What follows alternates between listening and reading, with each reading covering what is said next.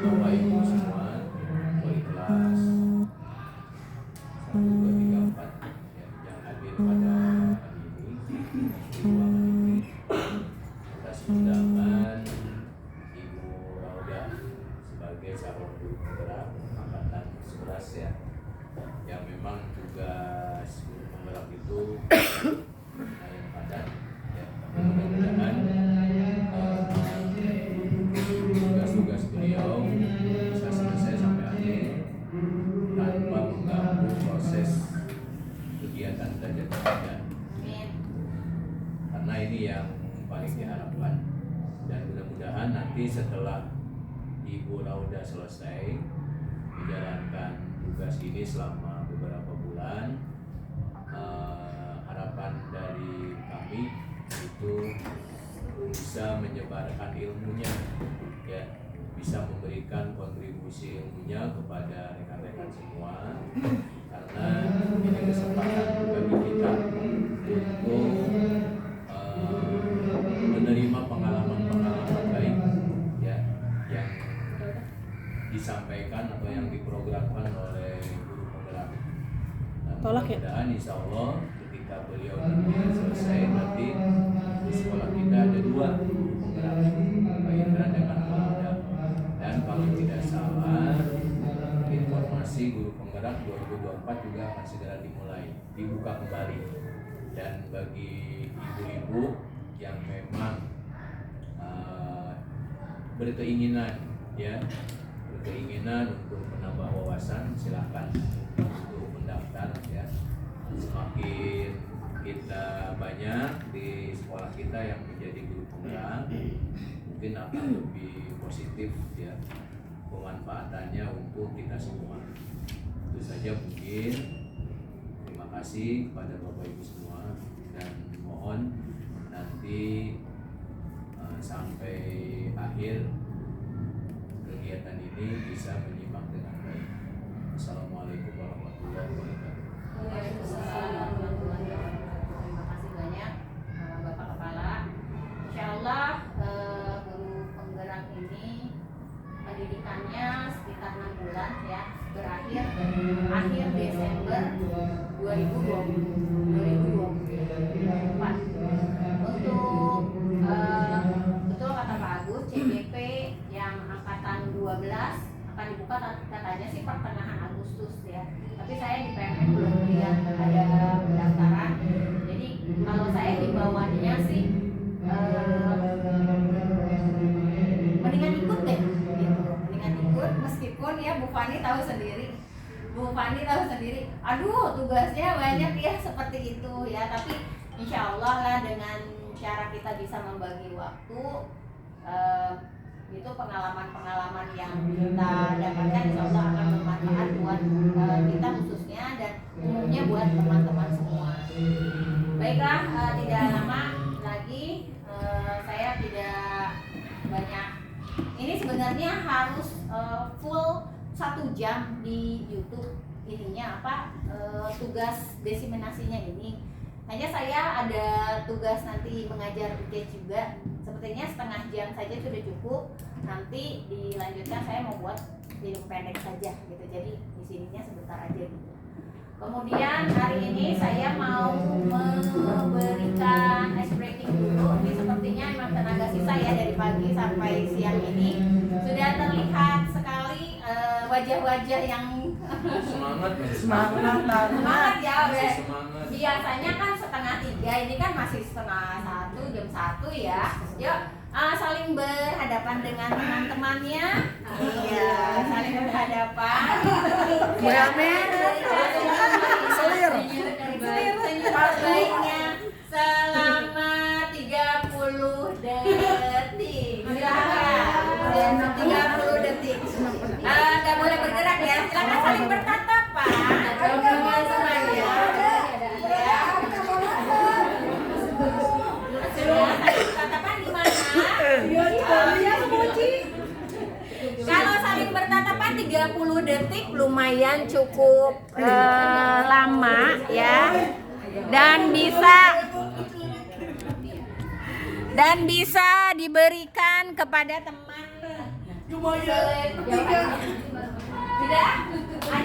ada kan reaksi dari temannya setelah ibu dan bapak memberikan senyum 30 detik. Apa reaksinya? Oh, senyum. Ya, senyum 30 detik. Ya. Lama-lama akan juga tertular ya dari senyum yang hanya kita sendiri, tapi temennya akhirnya ketawain temennya. Langsung merinding. Oke, terima kasih banyak. Selanjutnya, saya mau kasih ice breaking dulu. Saya mau ngajak ibu-ibu ke mancanegara, ya, keliling dunia. Cluenya itu keliling dunia, ya, keliling dunia. Di akhir hurufnya, tolong dilanjutkan kata negara yang dikunjungi berikutnya. Siap ya? Oke, dari saya dulu ya. Oke. Terima kasih atas kedatangan ibu-ibu semua. Saya mau ajak ibu-ibu ke Amerika. Huruf terakhirnya apa? Oke. Saya akan mengajak Ibu Helmi ke Alaska. Oke, Bu Helmi, saya akan pakai kalimat lengkap dong. Saya akan mengajak Bu Wiwi ke Alaska. Tadi Alaska ada lagi berarti. Kalau bisa ujungnya beda ya, jangan lagi. Oke, Alaska ya. Awas lain berbeda. Ya berbeda. Belakangnya dulu. Silakan. Terima kasih Bami. Saya juga akan mengajak ke OSK Afghanistan. Ya, N. Ya. Akhirnya harus N. N. Awalnya N. Norwegia. Oh, saya akan mengajak Umi Ali ke Norwegia. Kalau bisa nggak A dong, coba yang lain dong. Iya, A lagi berarti. Bilang terima kasih dulu. Saya tadi bilang makasih balik lagi. Sudah mengajak saya tadi ke Alaska. Ke Norwegia. Saya sekarang akan mengajak Bu Lulu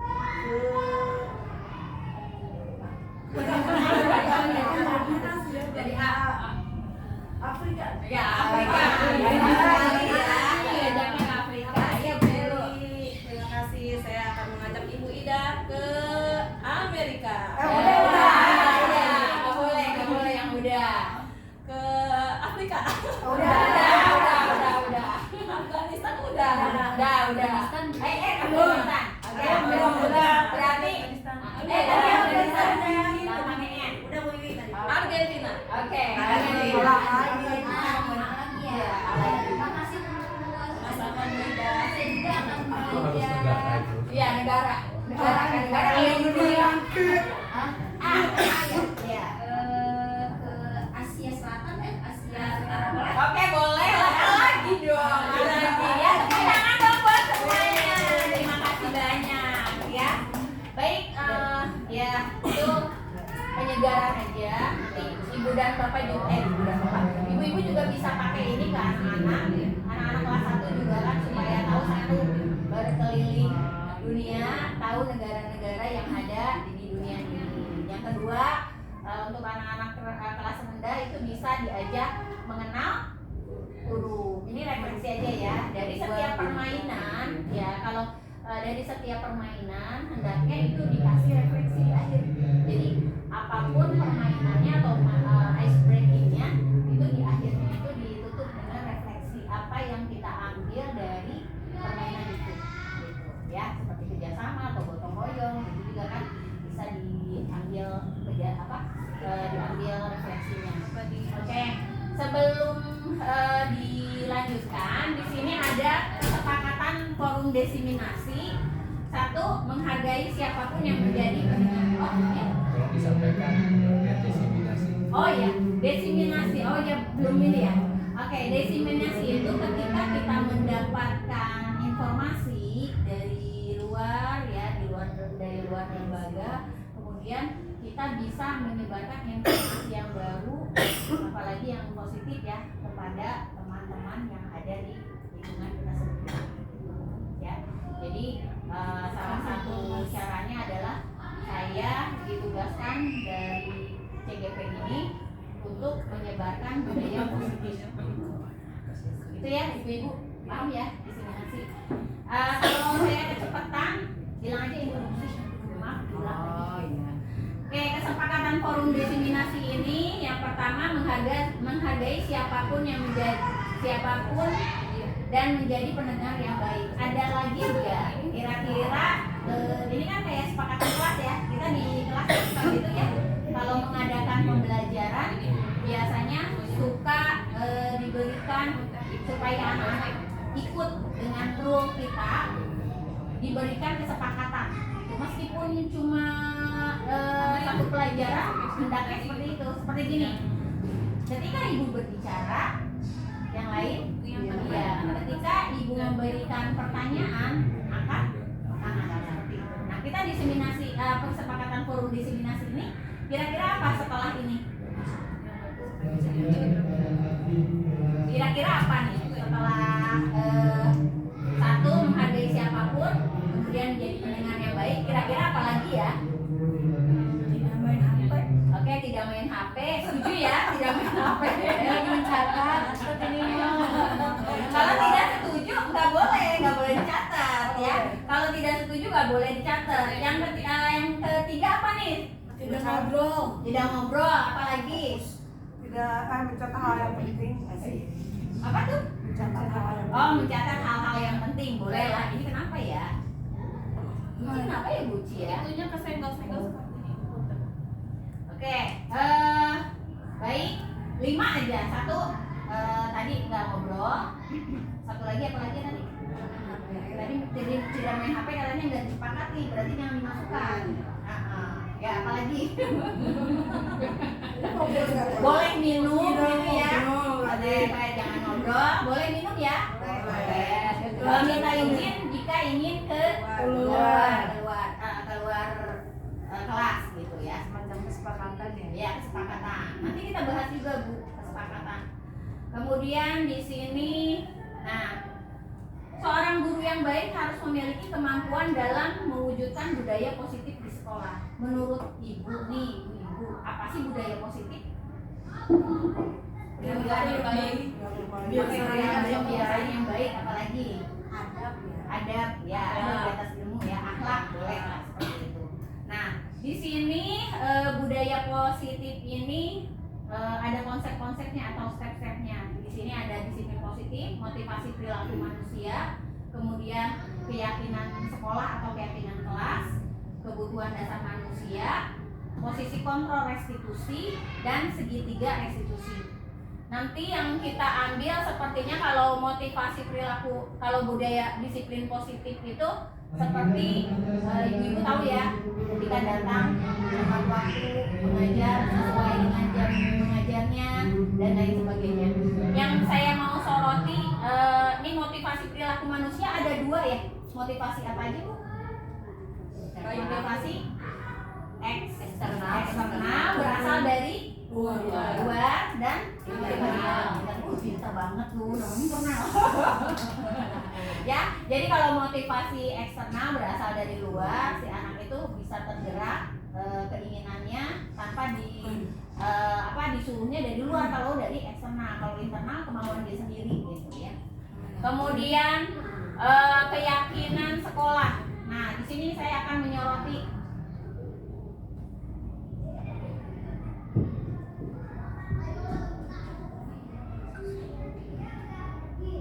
di sini ada siapa itu?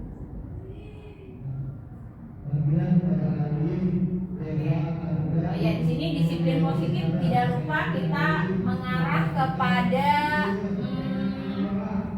profil pelajar Pancasila yang seperti ibu sudah ketahui. Apa aja Bu profil pelajar Pancasila? Masih ingat nggak? Coba nyanyi.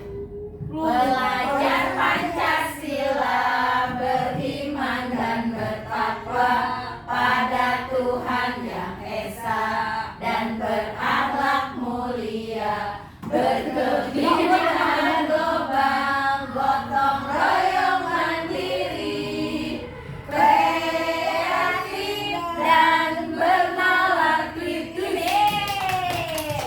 Ibu-ibu anak kelas rendah pasti happy ya kalau nyanyi. Oke, begini. Ke orang. Oke, motivasi perilaku manusia ini untuk menghindari ketidaknyamanan atau hukuman, untuk mendapatkan imbalan atau penghargaan dari orang lain, untuk menjadi orang yang mereka inginkan dan menghargai diri sendiri dengan nilai-nilai yang mereka percaya. Ini motivasi, ya. Kemudian kita bahas keyakinan sekolah atau keyakinan kelas. Keyakinan sekolah, apa sih yang dimaksud keyakinan sekolah atau keyakinan kelas? Apa ya? Kepercayaan. Oke, Bu Arin bilang kepercayaan. Ada lagi nggak? Apa yang ibu-ibu terlintas di pikiran? Keyakinan. Apa sih? Pendirian yang kuat. Pendirian yang kuat. Apalagi ada lagi nggak? Pendirian yang teguh. Oke, pendirian yang teguh boleh. Oke. Nah, guru biasanya mewujudkan keyakinan kelas ini lewat apa, Bu? Yang ada di kelas-kelas. Kesepakatan. Oke, kesepakatan kelas. Jadi bedanya antara kesepakatan, peraturan dengan keyakinan. Apa bedanya? Bedanya peraturan dibuat Oke. kesepakatan kan dengan Semua warga Oke. kelas. Ah. Kalau peraturan Sekolah. kita yang buat atau Oke. atau sekolah Sip. yang buat. Satu lagi keyakinan. Keyakinan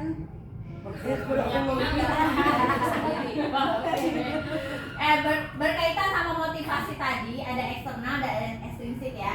Nah, yang motivasi internal kan dari dalam, yang eksternal itu dari luar.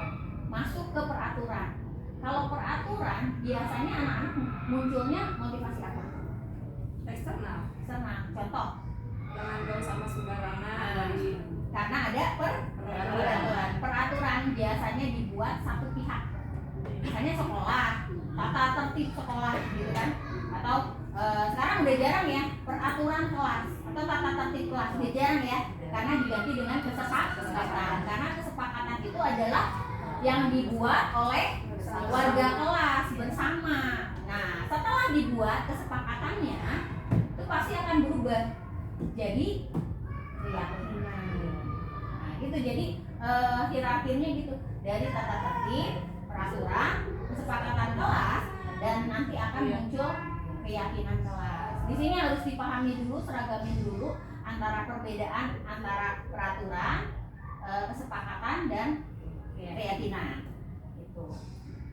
Sama Bu, saya juga belum baru dapat ilmunya tuh di sini. Oh, ternyata beda gitu. Nah, di sini keyakinan sekolah atau kelas berupa pernyataan universal yang mudah diingat atau dipahami. Jadi kalau mau buat kesepakatan kelas, jangan panjang-panjang dan jangan yang banyak. Jangan banyak-banyak dan panjang-panjang. Kenapa? Karena itu bisa yang bisa diyakini oleh anak dan diikuti oleh anak. Ya. Ibu-ibu udah pernah lihat di kelas? Udah hafal gak? Keyakinan kelas itu atau kesepakatan kelas yang ibu-ibu buat itu kebanyakan atau ada berapa poinnya? Banyak ya, ada banyak ya. Itu bisa diringkas misalnya kayak ada kalimat-kalimat yang dijadikan satu tapi secara universal. Contoh begini, kelihatan nggak Bu? Enggak. Ini ngambil ya saya dari teman saya, bekerja sama menjaga kebersihan kelas, menjaga meletakkan barang sesuai tempatnya, mengerjakan tugas tepat waktu dan aktif di kelas, saling peduli menghargai. Terus yang sebelahnya, setiap anggota perlu belajar, senang melakukan tugas, saling menghargai. Terus selalu bersikap positif, senantiasa menjadi diri terbaik, percaya dan menghormati orang lain serta barang miliknya, berkomitmen terhadap setiap tugas, senantiasa membantu. Kemudian hormat. Kami meyakini bahwa sangat penting untuk menghargai semua orang lain, barang milik orang lain. Bekerja, kami meyakini bahwa sangat penting untuk mengerjakan segala pekerjaan dan mengikuti kegiatan yang telah ditugaskan. Menurut ibu-ibu, mending mana? Mending ini?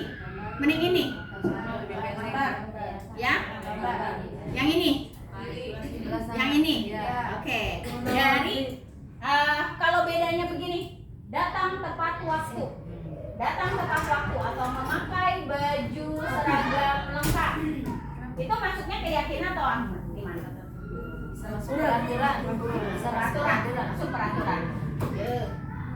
Kenapa ini ya? Iya, bikin bahasa. Bahasanya lebih disimpelkan gitu ya. Dua-duanya sebenarnya ini bisa dipakai. Dua-duanya bisa dipakai. Tapi untuk penggunaan atau pemilihan katanya aja yang harus diperhatikan.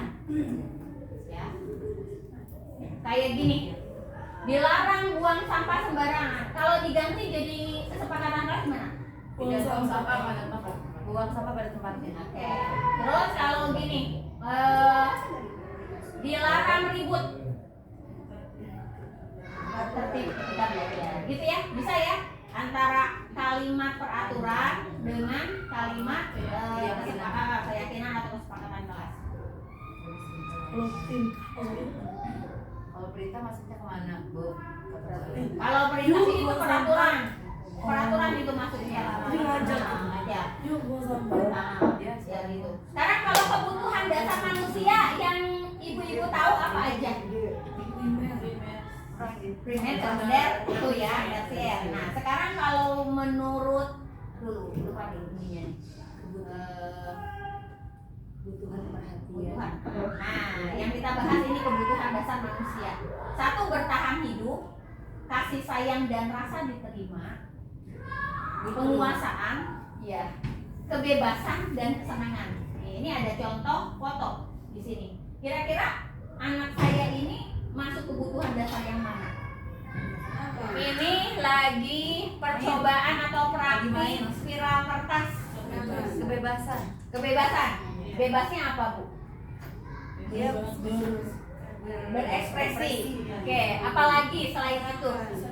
Dia ketawa, senang ya.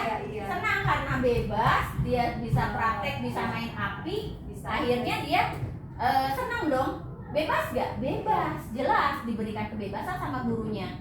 Ya, kasih sayang dan rasa diterima. Mungkin dari teman-temannya juga bisa bekerja sama, ya, sama teman-temannya. Kan ada satu kelompok tidak bisa diterima ya. Ada kan? Karena satu dan lain hal. Kesenangan udah otomatis senang. Oke. Sekarang masuk ke sini, tapi saya mau ini kan ibu-ibu ngajak nonton film dulu sebentar ya. Nanti tolong diambil sari-sarinya. Lihat sini. Ada suaranya enggak?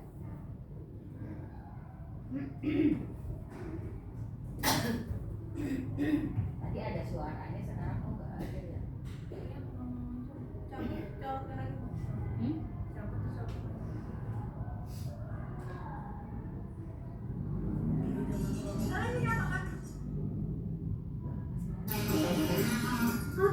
Dari mudik kan? Kenapa masih ada terlambat? Pernah lihat. Sedih. Saya di mana? Saya ingin ibu mengambil kalimat-kalimat si gurunya ya. Kalimat-kalimat gurunya. Kayla, sini kok. Sini kau. Apa aja? Hah? Ketiduran kau lagi? Macet kau. Aduh Bu, begini Bu. Besok kau Kayla, yang kerok. Gara-gara kau, kita semua harus tidak belajar. Mentang ini, hukum saya Bu. Sudah. Jangan lagi naik mental. Kayla, duduk kok. Tapi ingat kok besok, kalau kau nanti terlambat begini, ibu tidak akan mulai pelajaran lagi.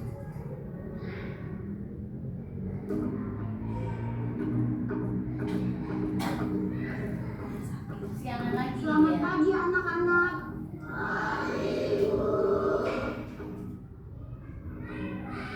Ini banyak bertebaran di medsos ya. Ada obat-obatnya. Kemarin sudah dilempari nih gara-gara terlambat masuk kelas.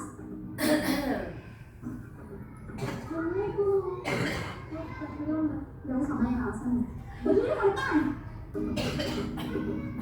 Dicatat kata-kata Kontan gurunya ya. kerjaannya. Kok berdiri terus kontan?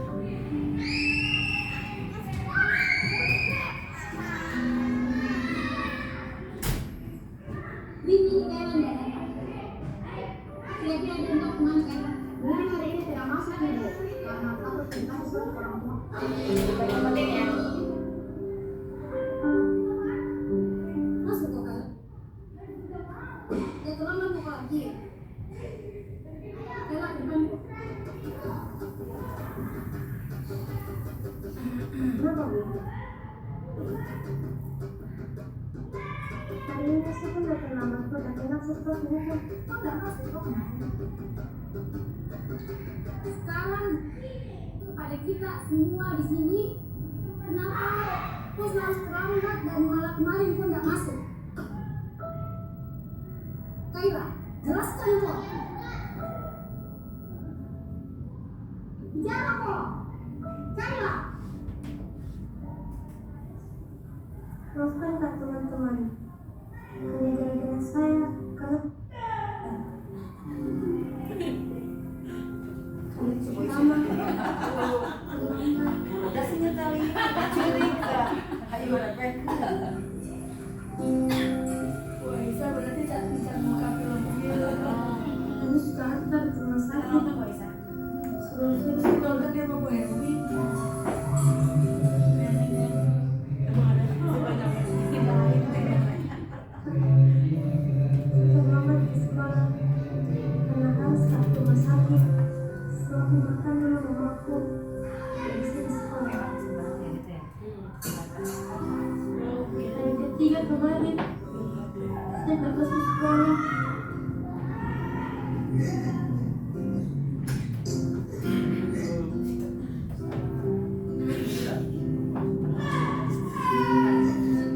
Sini Pak.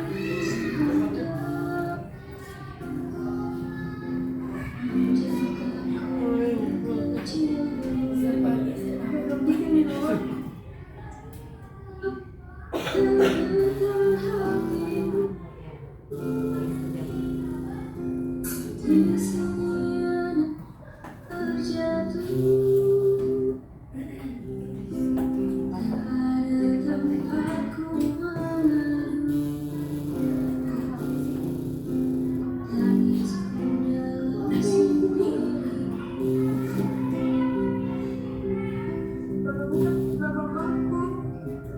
Suruh jadi singa.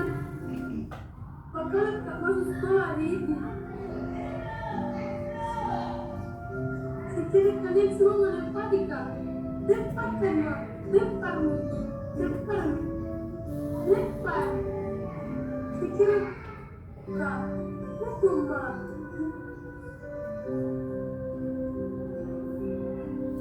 Apakah terkata hatimu?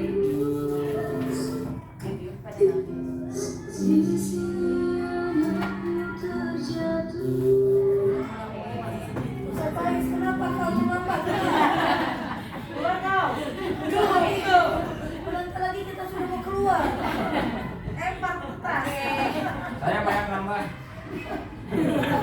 Tadi sudah disaksikan ya tentang film pendek soal apa Bu? Ibu telat masuk kelas ya. Di situ ada hal-hal yang diberikan oleh guru tanpa menanyakan alasan dulu ya. Nah kita seringkali ya curigaan gitu. Nah ini yang bisa membuat anak itu down ya, bisa membuat anak itu sakit hati juga sama kita gitu. Tapi nanti belakangan kita bahas. Ini ada studi kasus dulu. Bisa dibacakan Ibu Lela? Ibu Zola, guru wali kelas 3A, sedang bingung menghadapi ulas salah satu murid di kelasnya Tommy. Beberapa anak telah mengeluhkan Tommy yang seringkali meminta bekal makan siang mereka dengan paksa. Jika Anda menghadapi situasi seperti Ibu Zola, apa yang akan Anda lakukan? Menurut Tommy, Yo ini salah. ini menurut Anda kira-kira apa alasan melakukan itu gitu ya. Oke. Sebelum di spill jawaban selanjutnya, kira-kira nih alasan si siapa? Tommy melakukan itu kira-kira apa? Dikasih bekal. Satu. Lapar mulu. Lapar mulu. Soalnya ada mulu kayak gitu. Iya. Itu ya. Kita nggak bisa menyalahkan anak satu pihak gitu tanpa tahu kenapa dia suka minta-minta sama anak. Ada nggak yang seperti ini? Ada kasusnya ya. Ada. Anak Pak Dede waktu itu ya. Ini kasih jajan. Oke, nggak dikasih jajan. Pertama, dia lapar karena orang tuanya itu tidak membawakan bekal makan siang karena kebutuhan dasarnya satu tidak dipenuhi. Apa kebutuhan dasar yang tadi yang awal tuh kebutuhan dasar kan ada banyak tuh ya.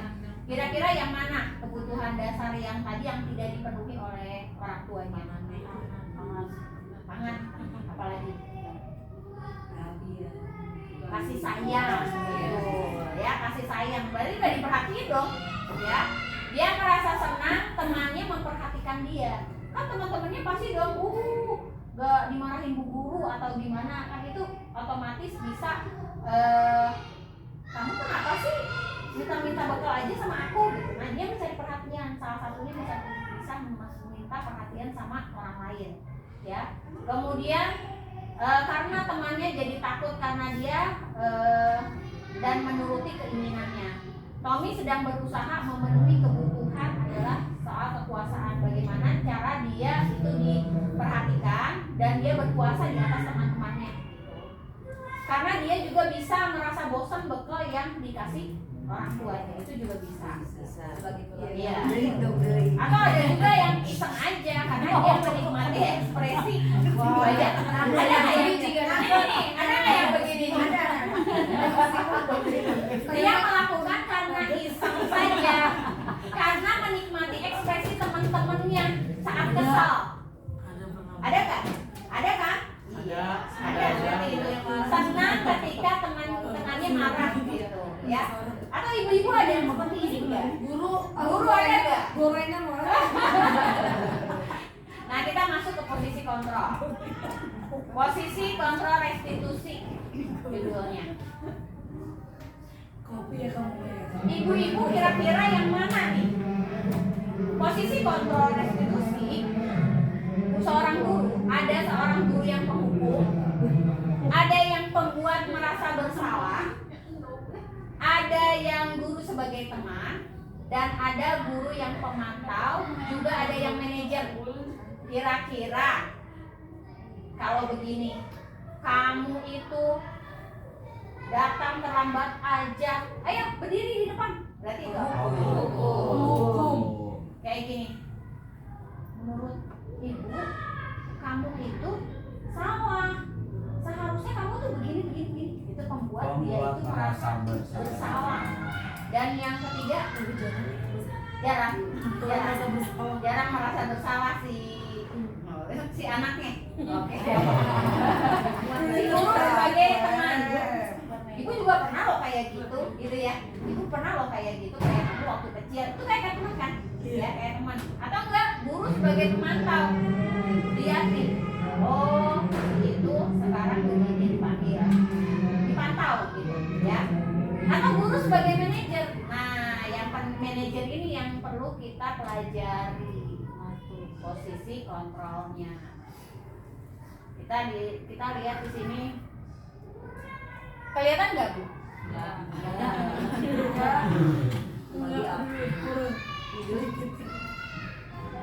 Ini ada kalimat-kalimat guru penghukum. Saya bacain aja ya. Guru penghukum itu menghardik, menunjuk-nunjuk, menyakiti, menyindir penghukum. Atau guru pembuat merasa bersalah, berceramah dan mengatakan seharusnya kamu begini. Ibu kecewa sama kamu. Ibu kecewa deh sama kamu. Saya juga pernah Bu ngomong begitu sama anak. Ibu kecewa banget kamu melakukan seperti ini. Itu ternyata pembuat rasa bersalah anak. Ya. Pernah Bu? Saya pernah soalnya. Pembuat alasan-alasan untuk muridnya. Ya. Ayolah lakukan demi ibu. Masa kamu tidak mau? Ingat, ibu itu pernah bantu kamu begini. Gitu ya. Atau ada pemantau. Kata gurunya, apa peraturannya? Gitu, ya. Nah, ini hasilnya itu pasti memberikan efek yang kurang baik sama anak. Dari 4 posisi kontrol guru itu. Ya. Yang paling benar dan yang paling disarankan itu manajer. seperti mengajukan pertanyaan-pertanyaan apa yang kita yakini, apa yang bisa kau kerjakan untuk memperbaiki masalah ini. Nah, itu ada pertanyaan-pertanyaan yang mancing murid yang tidak menimbulkan rasa bersalah atau menyudutkan dia gitu ya. Nah, di sini kita harus pandai-pandai memberikan keyakinan sama anak, tapi dengan posisi kontrol guru. Kalau tidak ada keyakinan, kelas nggak akan jalan ya. Nah, jadi patokannya itu ada tadi kesepakatan kelas ya. Ketika kita memberikan hukuman atau reward sama anak, kalau misalnya tidak, itu tuh nggak pas sebenarnya kalau nggak ada keyakinan. Jadi reward sama hukuman itu sebenarnya nggak baik, kurang baik. Jadi nggak sesuai dengan motivasi yang tadi. Motivasi apa tadi Bu? Intrinsik ya. Karena kalau yang tadi harus ada peraturan dan lain sebagainya, itu kan itu motivasinya eksternal dari luar. Nah, yang di sini manajer itu kayak apa sih? Nah, sebagai manajer, guru dapat berbuat sesuatu bersama murid, mempersilahkan murid bertanggung jawab dan mendukung murid agar dapat menemukan solusi.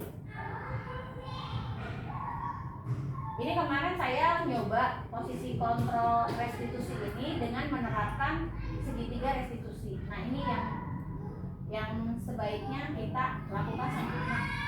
Yang pertama, menstabilkan identitas. Kedua, validasi tindakan yang salah, menanyakan keyakinan. Kalau yang film tadi, menurut ibu-ibu apa itu masuknya? Posisi kontrol yang mana? Hukuman ya, memberi rasa bersalah sama anak.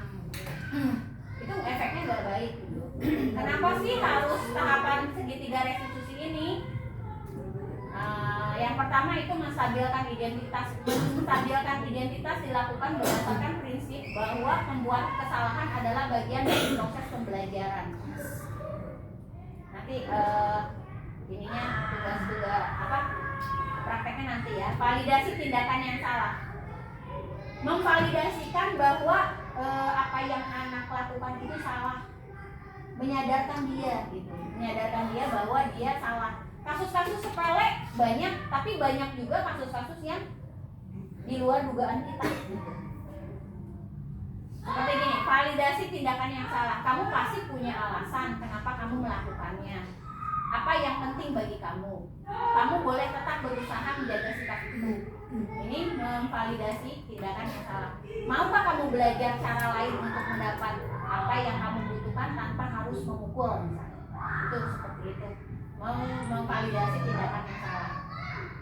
Kemudian menanyakan keyakinannya tadi, keyakinan kelas yang ada di kesepakatan kelas yang dibuat masing-masing kelas itu bisa menjadi acuan. Oke, apa nilai yang kita percaya di sekolah? Nah, ini kalimat-kalimat yang dilontarkan ke anak. Ya, apa nilai yang kita percaya di sekolah atau kelas? Nilai-nilai apa yang kita sepakati? Kelas yang ideal itu seperti apa sih? Membangun anak supaya mereka bisa berpikir bahwa mereka itu menyadari kesalahannya. Jadi bukan dari kita, kamu tuh salah gitu, kayak gitu. Oke. Sampai mungkin itu saja yang bisa saya sampaikan. Harusnya ini ada praktek ketika seorang guru diberikan kasus, bagaimana cara mengatasi kasus itu dengan segitiga restitusi. Tadi segitiga restitusi ada apa aja Bu? Pertama, oke, menstabilkan identitas. Yang kedua apa lagi Bu?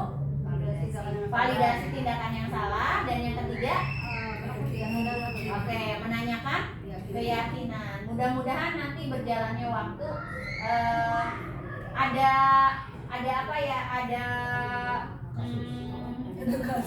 Ada kasus yang menerapkan segitiga restitusi ini. Apakah selama ini kita bisa melaksanakan segitiga restitusi? Bisa? Bisa ya? Oke. Apakah bisa loncat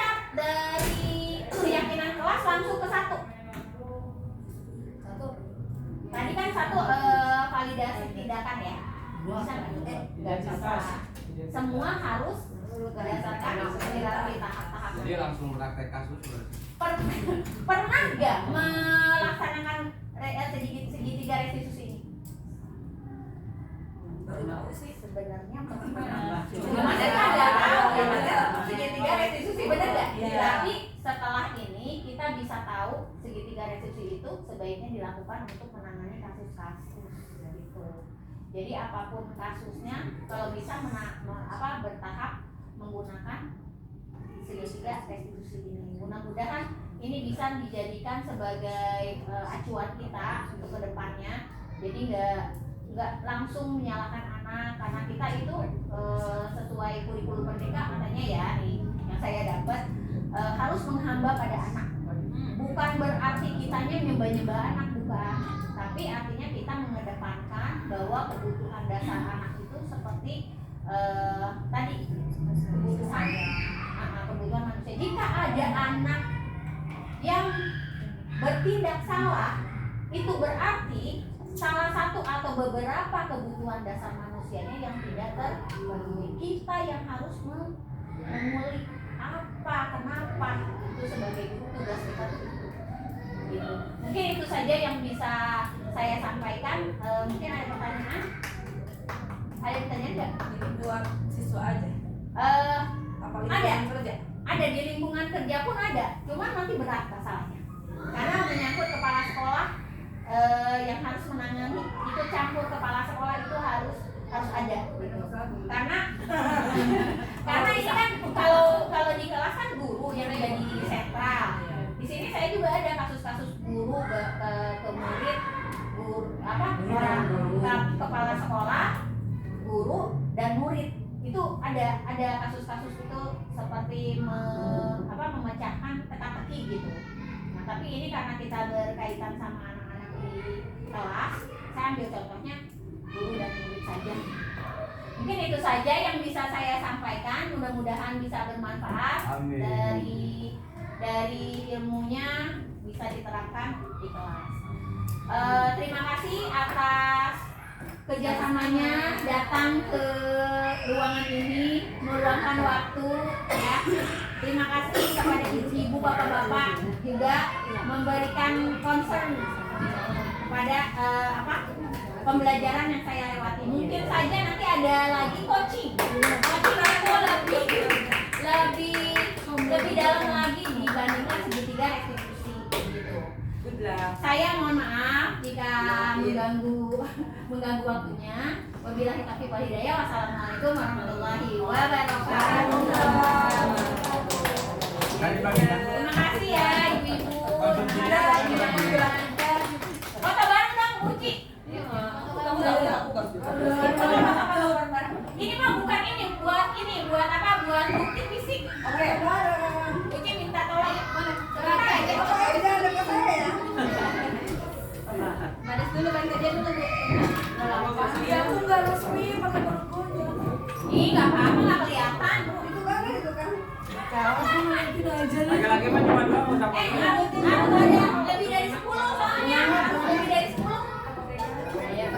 Ininya terus buat ini. Tuh bolehlah yang resmi aku pakai dulu. Yang kelihatan ditutup Insta.